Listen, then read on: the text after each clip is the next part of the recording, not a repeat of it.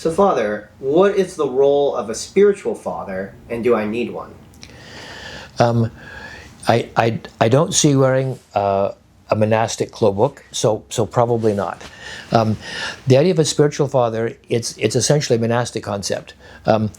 If you're when one talks about an individual spiritual father, who is my spiritual father, usually mean there's someone who knows you well, who directs your life. You turn to him for in a monastic setting to say, what should I do? What should I believe? How do I live? And things like this. And so I don't do anything without a blessing from my spiritual father, because that's the monastic way. If you're in a monastic community, monasticism is about a number of things. Chief among them, cutting off the will and embracing humility and obedience. So in the monastery, you don't do anything without a blessing. You get the abbot's blessing, or possibly the blessing of your spiritual father. Can I leave the monastery and go to the store to buy toothpaste or whatever? That sort of stuff.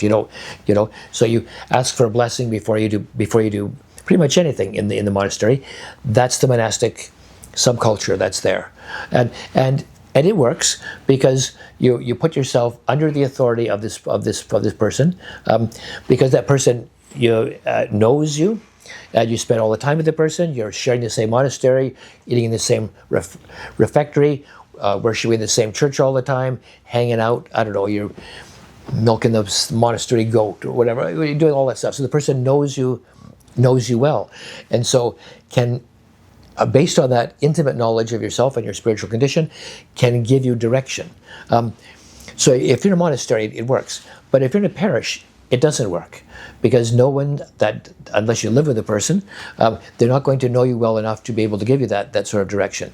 And usually, if you're in a parish and you have someone who is your spiritual father that you've chosen, perhaps a monk in a monastery in God knows where, far, far away, unless that person is an extraordinary clairvoyant and can, bilocate, they're not going to know you well enough to be able to give you sensible direction for your life as to how to live, because they don't know yet, because they're way over there. And they also don't know how to give you direction to live in a parish which they're not at.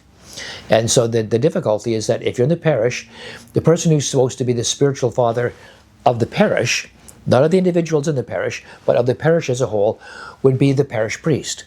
So if the main authority in the parish is the parish priest, how does that combine with the spiritual authority of somebody in a monastery distant from you? Like, how's that going to work?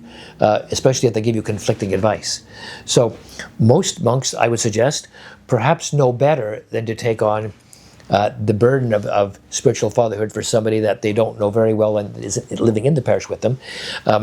When they do, very often it blows up bad. It doesn't end up very well. You sometimes hear that the priest is the spiritual father. That's true. But what that means is the spiritual father, not of the individuals in the parish, but of the parish as a whole.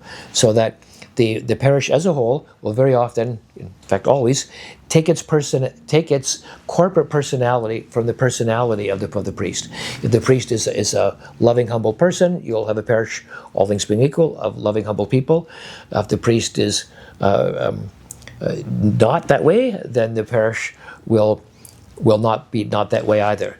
So the parish priest is called to be spiritual father to the parish, in that his main job is not just to do services and preach and hear confessions and stuff like that. Yeah, that too. But these are means to an end. The end of the job of the parish priest is to create family, to take all of these disparate, very different people and to love them, take care of them, meld them into one family, so that he's the father of the family. But it doesn't mean that he gives individual direction to the people in the family.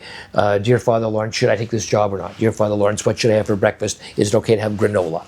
That sort of stuff. No, this is not the parish priest does not give that sort of intimate direction that would be appropriate to one monk directing another monk in the same monastery. Doesn't work in the parish. So on occasion I've been asked by well-intentioned people, Father Lawrence, would you be my spiritual father? And I've always said no, because we're not monks in the same monastery, but I can be your pastor and I can be your friend.